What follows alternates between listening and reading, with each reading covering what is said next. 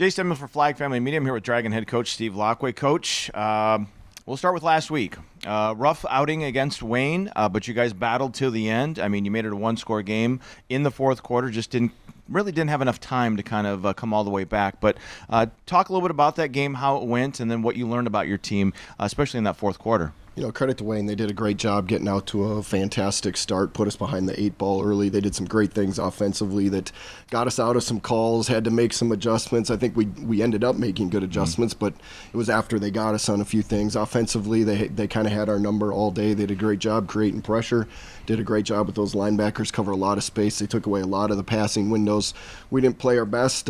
They played really good football. Credit to them. They did a great job. Now our guys, I thought, did a fabulous job second half, kind of resetting, cleaning things up and saying, hey, we got to come out here with a new attitude, play it as 0-0, and they really stormed back. And so I think the resiliency of the group's phenomenal. Continued to battle. You talk about the things that aren't just football. They were great in that. And those are the things that at the end of the day, they're taking with them to life. Yeah, they're going to play football for these 4 years of college, and then it's going to be done, but they are going to take the lessons, the resiliency, the teamwork, the belief with them. And so really proud of those things, and I think it's going to be awesome for them in the future. Yeah, and we've kind of talked about that, I think, in the past, too, about what we can take away from athletics and as we apply it to real life.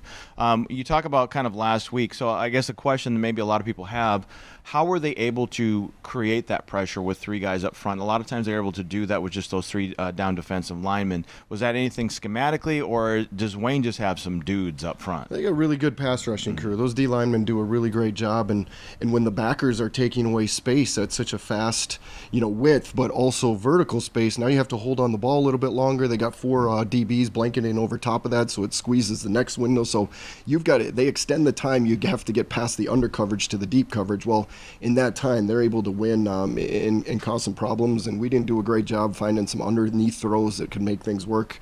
When we tried to get to that, it seemed like they were all over those too. It seemed like they were everywhere, and so you know what, we just got to be better. We've looked at some things, and there's some things that we've got to make sure we can make adjustments, but there's some things where we just got to play better football.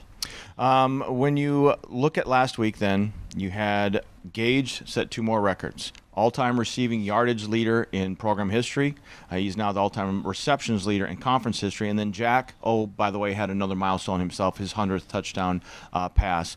Talk a little bit about these 2 seniors you have on your roster and their record-setting careers. Just give people a snapshot of what you think about those 2 young men. Well, they're both great football players, but they're great people. They work really hard. They're humble. I think they've gotten the records, but I don't think the records drive them. They never set out to do those things. They've just come along the way. And so I think as a Dragon fan, you're kind of watching some really historic things, some crazy awesome stuff, the best in school history, best in the conference history. Like there's a lot of things that have really been phenomenal to watch take place over the last 4 years. And so if you haven't seen a football game, you should come and watch this team play. They're fun to watch.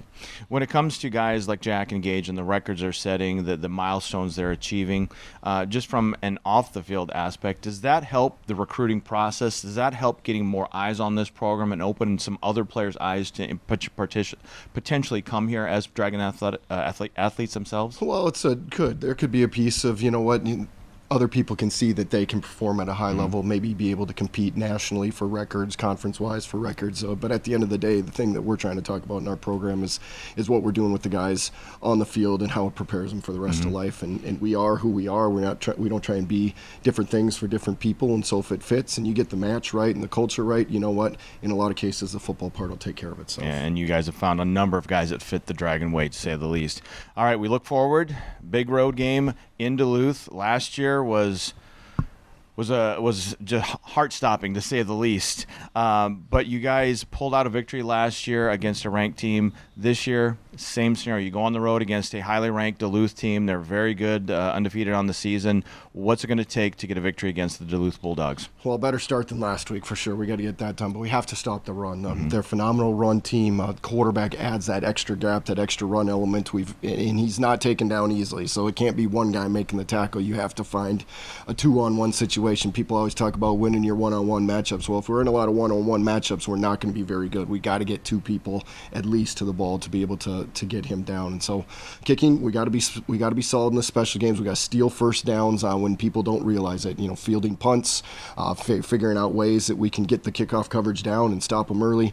Offensively, obviously got to get in a rhythm. Last week didn't get in a rhythm, and so we've got to be able to do that. I think the earlier we can establish things on offense, the better it is just as a whole. There's a little bit better confidence as far as the whole team goes, and so we've got to find some things that we can get going early.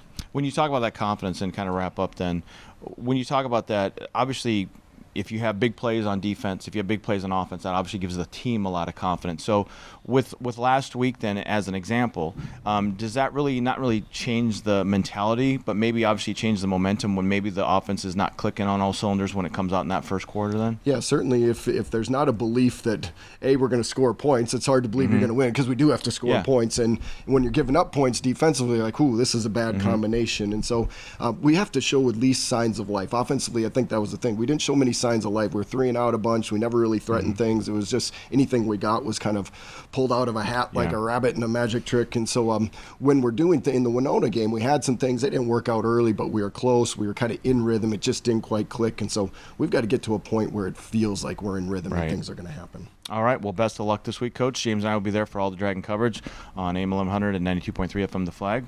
We'll see you up there. Sounds good. All right. Jace Denman alongside head coach Steve Laqua of your MSUM Dragons. We'll talk to you soon.